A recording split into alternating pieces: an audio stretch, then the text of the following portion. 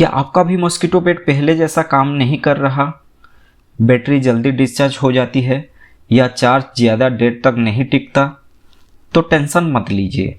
इस वीडियो में मैं आपको स्टेप बाय स्टेप दिखाने वाला हूं कि मॉस्किटो बैट की पुरानी बैटरी को कैसे रिपेयर या अपग्रेड करें ताकि आपकी पुरानी बैट फिर से पावरफुल परफॉर्मेंस दे। तो चलो अपग्रेड करना सीखते हैं। अगर आपको हमारा वीडियो पसंद आ रहा हो तो चैनल को सब्सक्राइब करना ना भूलें।